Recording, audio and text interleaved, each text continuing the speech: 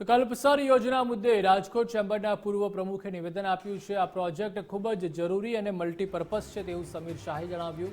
આ યોજના શરૂ થાય તો સૌરાષ્ટ્ર માટે ચમત્કાર થાય। પાણી અને વીજળીનો ખૂબ મોટો સ્ત્રોત સૌરાષ્ટ્રને ઉપલબ્ધ થાય। ખેતીમાં હરિયાળી ક્રાંતિ થાય તેવા આ પ્રોજેક્ટ છે। પ્રોજેક્ટને મુદ્દે અમે ભૂતકાળમાં 4 થી 5 વાર રજૂઆત પણ કરી ચૂક્યા છે તેમ શાહે જણાવ્યું। મુંબઈ સુધીના જે રોડ ડિસ્ટન્સ છે એ ઘણું જ કપાઈ જાય છે। આનાથી લોકોનો સમય અને ઈંધણની ઘણી મોટી બચત થાય એવું છે। તો આ ખરેખર એક બહુ જ મલ્ટીપર્પઝ અને બહુ જરૂરી યોજના છે। એનું ઇમ્પ્લિમેન્ટ થવું એ ખરેખર સૌરાષ્ટ્ર માટે તો ચમત્કાર જ કહેવાશે। આપણે અત્યારે સૌરાષ્ટ્રની સમસ્યા જોઈએ તો આપણે વધુ ને વધુ ભૂગર્ભ જળનો ઉપયોગ કરી રહ્યા છીએ અને પાણીના તળ છે એ જમીનમાં ઊંડા ને ઊંડા જતા રહે છે।